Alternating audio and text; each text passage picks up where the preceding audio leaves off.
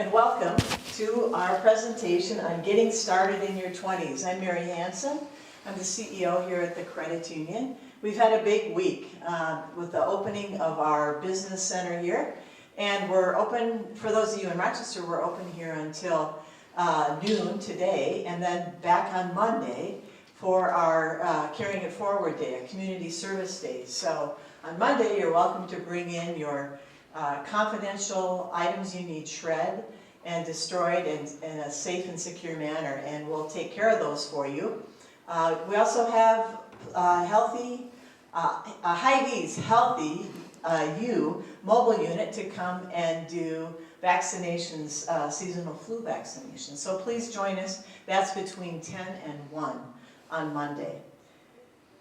But today you're joining us to hear more about financial wellness in your 20s, and we are happy to have Sokha Yous with us as our speaker. Sokha is our financial wellness counselor here at the Credit Union, and she brings over a decade of financial industry experience to her role. And whether you need help with your credit report, whether you just want to look at your credit report, look for opportunities where we might be able to save you money, Sokha is the one to meet with, and she will also help with debt reduction plans or just setting financial goals for your future. Sokha is dedicated to helping everyone reach their goals of financial fitness, and she's one of the most caring and compassionate people I've ever met. So very happy to turn the floor over to Sokha Yous. Thank you. Thank you so much, Mary. Thank you everyone for being here and being here with us online as well. Again, my name is Sokha Yous. I'm a financial wellness counselor here at Mayo Employees Federal Credit Union. And today we're going to talk about getting started in your 20s. So pretty much everything you need to know about finances for the most part starting early in your 20s, okay? So today we're going to talk about savings, budgeting, debt management, future planning such as buying vehicles, buying your first home, getting married and starting a family all the way up to retirement, and different kind of resources that we offer. So most importantly, we want to start talking about building your savings, okay? So why it's important to have your savings.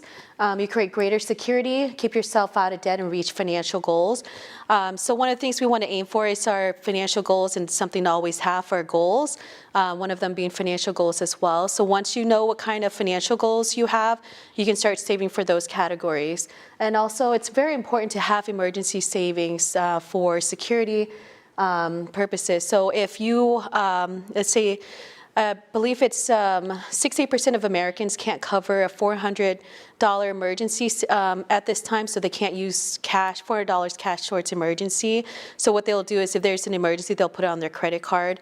So that's exactly something we want to avoid. So if you have an emergency savings, you can avoid getting out of debt or staying out of debt. So that's why it's important. We're going to look at different ways to save money. First things first is budgeting. It's always very important to budget.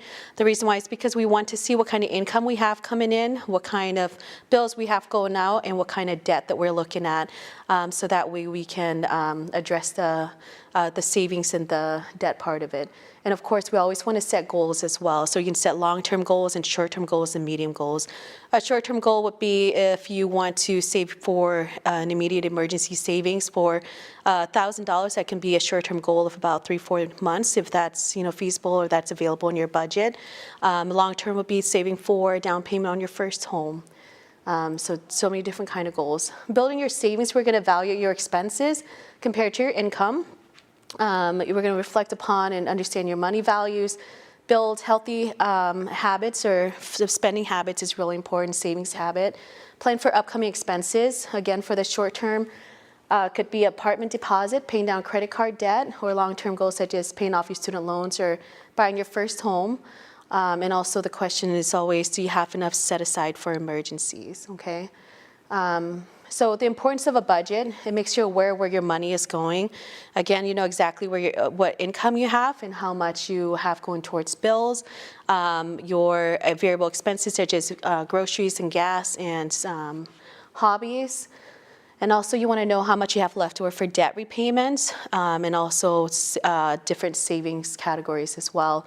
You want to be able to control your savings. So once you have a budget, you can control exactly where your money is going to instead of your money and your emotions controlling you. When you get started towards your financial goals and keep you on track. So if you set a goal to save $1,000 as down payment on an apartment, then you can say this paycheck, I'm going to save $100 this paycheck. Next paycheck, I'm going to save $400 because that's what's left available in your budget, and so on until you hit your short-term goals or your long-term goals. So you know exactly which direction you're going. It also keeps you organized, so if you're prone to emotional spending and you know you have a budget, you can review your budget once a week or every morning if you want to, and it really keeps you organized and on track towards your financial goals. It also avoids you getting out of debt as well, and again, prepare you for emergencies. Emergencies are always, it's something that you should always be prepared for and expect as well. And it helps you save money, and it helps you really determine your wants versus needs. Okay, do you have any questions in the difference between wants versus needs or anything? Any other questions so far? No? Okay, good deal. And do you have a budget or a debt repayment plan?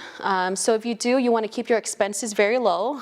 So if $1,200 a month in rent is too high for you, you might want to consider getting a roommate. You can sublet a second room, and that way you can save money on rent, and you can use that extra money to pay down your expenses or pay down your debt. So you want to keep your expenses low. Know what you're spending. So you want to review your statements. This includes your credit card statements, your bank statements, and you want to kind of do an account audit to start out with. So if you don't know exactly where your money is going to, auditing your spending account will be the first place to start. You want to categorize your expenses. So if you're spending too much money in your entertainment and you're spending too much money in dining out, then you might want to cut back on those so that way you can save money for emergencies or just more money towards other savings categories as well. And of course, you always want to set goals, long-term and short-term goals. And you want to definitely track your spending. So you want to set a budget and say, this week I only want to spend $100 on groceries, and I only want to spend $50 on entertainment. And if you track your expenses and say by Wednesday you've already spent $45 on entertainment, so you only have $5 left for the rest of the week to keep you on track. And you want to do an accountability check-ins to stay on track. So that could be checking in with me as financial wellness counselor. Sometimes when I'm working with people to help them change their habit and to really track their spending, I meet with them on a weekly basis. Or you can talk to your partner or friends about that. But sometimes if people are just trying to really do a quarterly budget, then I meet with them just every 3 months or so. But having a budget is very important no matter where you're at in life, or where you're at in your financial journey as well. So the importance of debt management, paying off your debt.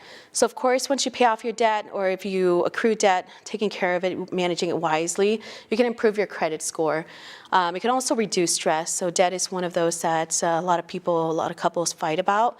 A lot of people feel a lot of shame behind a lot of debt as well. So we want to avoid all that by helping you pay down your debt. You can increase your ability to build savings.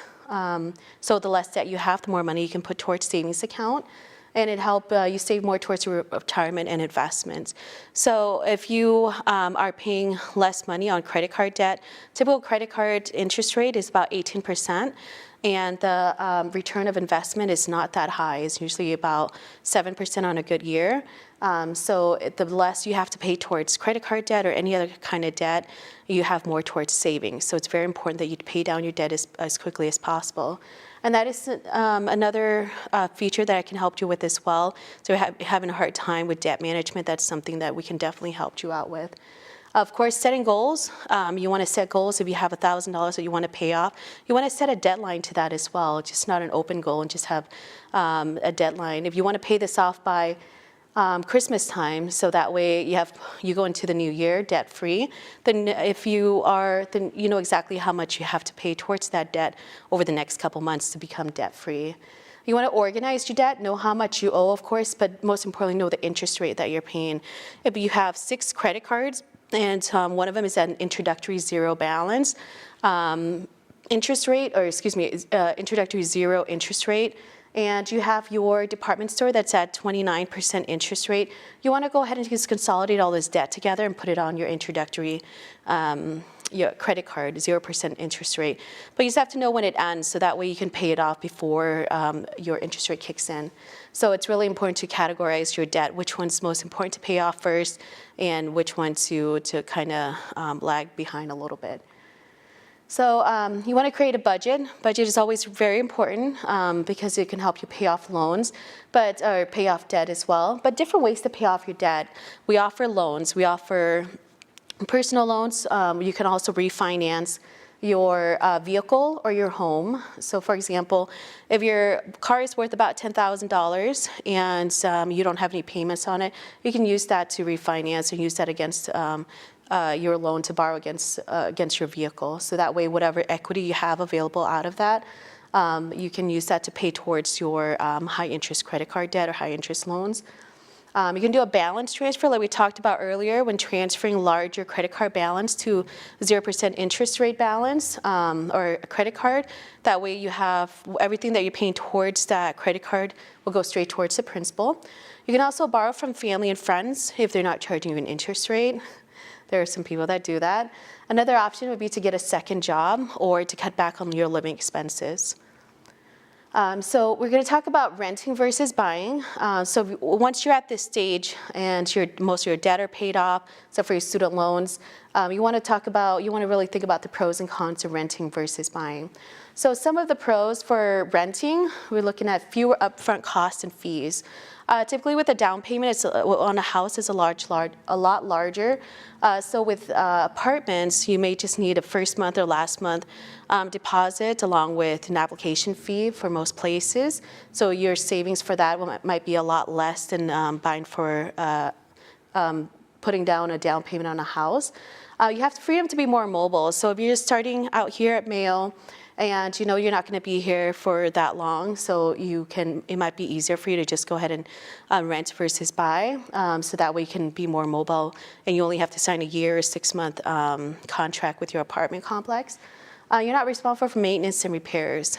So once you become a homeowner, you have to, it's highly suggested that you have a savings category for home repairs because it's going to happen, whether it's a new house or an old house, it's going to happen. The cons of renting, your landlord may raise your rent. As we know across the country, rents are going up for everyone, and you're up to their mercy. So a lot of people on the East Coast are seeing about 40% rise in their rental, in their rent, and also in the West Coast as well. You also build equity for your landlord. Nothing is that you're paying towards rent is going towards you. It's just all helping your landlord get, build his equity as well. No tax benefits. So when you're a homeowner, you can use that. You can file your tax benefit. It's a tax benefit to be a homeowner as well. Did you want me to go back? Go ahead. Yeah. What's equity? So equity is, for example, if you have, let's say, your vehicle is worth $10,000 and you only owe $3,000 on your vehicle, so you have $7,000 in equity. So it's how much is available for you to borrow against or how much it's worth. Yeah, absolutely. And the same for a house. So if you bought a house for $200,000 and you've paid it in for 10 years, so you maybe have $20,000, $30,000 in home equity, so that you have that available to you to borrow against. So when you sell a house, you can probably get that much back. So that's what equity is. And equity can be just for vehicles or homes or for other things too. For other, like for example, you buy a Chanel bag for $1,000 and then 2 years later it's like $1,500, so you have that $500 equity. So it's whatever asset is included or is added on top of that. Okay, yeah. And next we're going to talk about pros and cons of buying a home. So home is, you have upfront fewer, so we just looked at this, I'm sorry. So now we're going to talk about marriage and money. So financial decisions around wedding budgets will affect couples for years. The average wedding is costing about $35,000 right now. Yeah, it's quite a bit. So if you end up getting a loan for that, you have to know that there's interest rate on the loan. What I recommend to a lot of couples is to go ahead and just apply for a credit card if their habits are good enough and if their credit score is good enough. Apply for a credit card that has a lot of cash back or whatever perks that may have, or such as travel. They can put their wedding expenses on there, and then they can use the travel points, whatever points or perks that they have on there. They can use that towards their honeymoon and stuff. So, but it's only if I only suggest that for people that are very disciplined with their money and know that they have the ability to pay it back if need to, pay it back in full. But remember that you don't need to spend $35,000 on a wedding, but that is the average these days, though. And marriage and taxes, so that can be a complicated one. It's something to talk to your tax accountant about, but remember that it affects your taxes too once you get married. So you can file joint filing, or a few other options as well. You might want to talk about setting joint financial goals. So is your goal to go ahead and buy a house in 5 years, or is your goal to go ahead and pay your student loans off in 5, 10 years? Whatever goals your personal goals have, you can have a joint financial goal as well. So setting goals is very important, so this is part of the key thing with budgeting as well. Should you join your accounts? Well, that depends.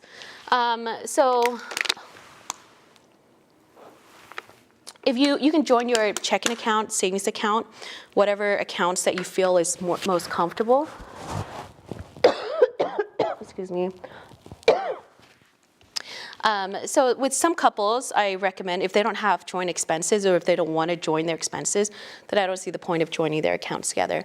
But if you have joint savings goals, maybe it's good to go ahead and open a joint savings account together.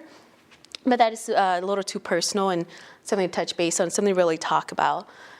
So should you share financial responsibilities? That's something to talk about before moving in together and getting married as well. Because as we know, money stress is what causes a lot of fight in a relationship as well. You should maximize your retirement and investment plan. So something to really discuss with investment as well. And we have Satara to help us with that. And finances and starting a family, you really want to set a budget. Again, a budget is very important, and setting goals is very important. So the average child care in Minnesota is about $1,300 per infant. So that's really expensive to start a family. You want to talk about family leave, how much you need to save for maternity leave, what maternity leave covers, if you have paid maternity leave, or is it just short-term disability, something to really look into. You want to reevaluate your savings plan, emergency savings plan as well. So when you're single, maybe your savings plan for your living expenses was only $10,000 for 6 months. Then you're married, your savings, your emergency savings grew by double. And then when you have a baby, you have to include daycare expenses and diapers and stuff like that. So you have to reevaluate your emergency savings plan. And plan for the child's education. Are you going to open a 529? What kind of retirement or certificate are you going to open for that child? So something to really talk about. Adding newborn to your health care plan. How much is that going to cost you per week, per month, per year? What's your deductible? So your individual deductible is different than your family deductible. Do you have enough in savings for all those deductible? That can be added as an emergency savings or as a savings category as well. Also look into child and dependent care tax breaks. There's some employers that offer dependent care FSA that you can apply for and be qualified for. So something to really look into. I think Mayo support that as well. In life insurance and estate planning. So when you're single, maybe you don't have life insurance, but now that you're married and so with a child or children, you might want to go ahead and we can take a look at your estate planning and your life insurance as well. Because now maybe you need to double or even triple your life insurance. Okay. And then planning for the future. What can you do right now to positively impact your financial future? Always stay on top of your budget. I know there are times, with the holidays coming up, we kind of slip a little bit with our budget or just be a little bit looser. So it's something to really stay on top of, because just when you think you've been good this whole year, you're not in debt, but when the holidays come around, you get yourself in a little bit of debt. So it's good to always stay on top of your budget and go into the new year debt-free. You should always have a plan to repay your debt. Again, the importance of that is you'll have way more money put towards savings, and you'll have more money to invest in long term. Set savings goal with timelines. It's really important to have timelines because if your goal is to go ahead and buy a house within 5 years, it's always best to work backwards and see how much you have to save per paycheck. Let's say, for example, if you want to save $300 per paycheck for the next 5 years, you'll have a lot more towards your down payment on your house, and therefore you can afford a larger home if you want a larger home, or a less loan on that you're going to take out on your mortgage. You can check your credit score and work to improve if needed. So it's really important to check your credit score at annualcreditreport.com. You can check it once a year for free. You can get all 3 credit reports. So you can get it from Equifax, Experian, and TransUnion. So it's really important to know what's on your credit report because there can be some discrepancies on there that you may not be aware of. So it can be some fraudulent activities that you're not aware of as well. So it's really important that you keep an eye on your credit report. You want to prioritize your expenses to build more room to save. The goal here for long-term and short-term goals is always savings. So you want to budget to know exactly what you can pay down and know exactly how much you can save. Any questions so far from online or in here? Nothing online yet? What's a typical amount that you see people putting down on a home? What's required versus what's desired? So what is desired is 20% down. So with a lot of loans so if you don't want to pay for PMI interest, so you can put down 20% down. But there, as a first-time homeowner, there are programs that can help you with down payment assistance as well. So preferably, you would need, so closing costs is usually 3% of the entire mortgage balance, and then you're going to have your inspection, and also you usually require about 3% down. So if a house is at $300,000, I have to take out my calculator for this one. If you have questions for that, did you want me to go into that at all, or you're okay with that? So typically, let's say if you want to go ahead and save at least 10% down, so you're going to have the closing costs, you're going to have your small down payment as a first-time homeowner, and you're also going to have your other inspections and other expenses as well. So that's a first-time homeowner without a lot of down payment, but desirably you want 20% down of the mortgage, but then you also have to include the closing costs as well. So go ahead. You mentioned PMI. What is PMI? So that stands for, I don't exactly remember what it stands for, but for example, if you're putting less than 20% down on a home, then the mortgage company has taken a lot more liability than you are. So you have to pay a PMI each month, where sometimes it's usually about $100 and something on it. Say if your mortgage is about $300. So, I mean $300,000, and then you would have to pay about $100 or something a month on your PMI. Does that last forever, or is it just until you get that 20%? Well, preferably until you hit that 20% of so once your equity is up to 20% of your mortgage, you can actually call to request for it to be removed. Some places remove it automatically, some places don't. So it's up to you as a consumer to be vigilant about that as well. So in 2020, 2021, the house value was going up so fast. So if you were getting a home for $300,000, you didn't have that 20% down, but now your house is worth $500,000. So chances are the value of your home is past that 20% PMI. So you have more. The mortgage lender the company has less liability on your home. So you can call them in early to go ahead and have that removed as well. So something to really look into and be vigilant as a homeowner. So next we're going to talk about student loans. We also offer student loans with LendKey. So they're a third-party company that we work with. They offer competitive rates and variable rates as well, and also flexible terms. You can do 5 years to 10 years to 15 years with them.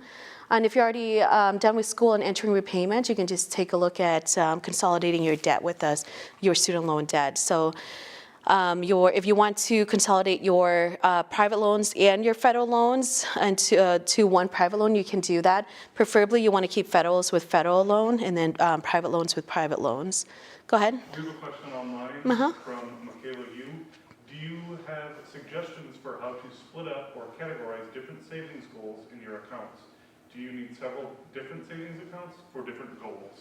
Preferably, yeah. So for example, with MEFQ, I do see a lot of people with maybe 4 or 5 savings accounts. So you can just go online and open up different savings account. You put one for emergency savings, and typically if you're having a hard time trying to decipher how much of your income to save, you can automatically have your payroll pay, let's say take 15% of each of your paycheck, automatically send it to that specific savings account. And then you yourself, you can just go into your checking account and say, you know what, I want to go ahead and have I want to go ahead and travel to Hawaii next year by June. So we want to go. So you want to save maybe $5,000. So between now and June, you want to go ahead and determine how much of that $6,000 you want to put into that category. So it's really easy to open an extra savings account under your membership with us. All you have to do is just categorize it, whatever you want to name it, and then allocate whichever amount you want to put into that. Go ahead. I think that's like super helpful. Thank you. I do that as well. Good. Like it's also super helpful for like budgeting, because then Yes. it's like I have a puppy. Oh. And so like I can see how much, like she has a surgery coming up. And so I Yeah. can be like, oh, how much do I need for that surgery? Can I afford it? Yeah, absolutely. Yeah. That's a great idea. Yeah, so a lot of people do that as well. So I don't know if you heard that back there, but she has a puppy, and I'm sure the puppy's adorable. So we love puppies.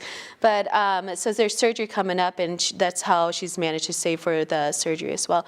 Whatever category you want to name it, different categories for different savings account. It's always best to go so you know exactly how much is in there and how much more you need to add with the time that you have left over. So if you are planning for retirement, we're here to help you with complementary advisory services. So we have here with Mayo Credit Union, we have traditional and Roth IRAs. It's insured up to $325,000, and retirement planning. We also have Cetera that's partnered with us here at the Cascade location that if you have more investment and retirement questions, we can refer you to them as well. They're wonderful people over there. And digital banking, so what we have available is digital banking. We offer many ways for you to manage your finances, all from your phone or computer. So the phone is really convenient, of course. You have access to deposit your mobile deposit. Take a picture, the front and back picture of your check, make that deposit. It's available to you pretty much immediately. You have your digital wallet. It's easier to pay with. Just use your phone to tap. Free bill pay, person-to-person transfer, e-statements. You have access to your transactions online as well, so you can keep track exactly how much you spend. A lot of people lose their trackings during the weekends. People are just out there spending. So if you have access to it online, it's easier for you to keep track of how much you need to slow down on or increase your spending at. So we have other additional planning tools we have. You can go to annualcreditreport.com to review your credit report. Again, you should do it at least once a year. Different credit bureaus may have different things on there. So maybe if a collection account ends up on your Equifax, but it didn't show up on your TransUnion, you might it showed up in your Experian. So different bureaus have different items on there, so just be wary of that as well. You can find more information and financial resources at Mayo Credit Union of Financial Wellbeing, or you can meet with me or any of our financial or any of our retirement planners as well. We also have budgeting tools on our website. And again, Monday, as Mary mentioned earlier, we have Carrying It Forward, where you can come in and do some shredding and also get your flu shot. Do you have any more questions? Any questions online? Any questions you can think of back there? No? Okay. We're good to go. Good deal. Well, thank you so much for being here today.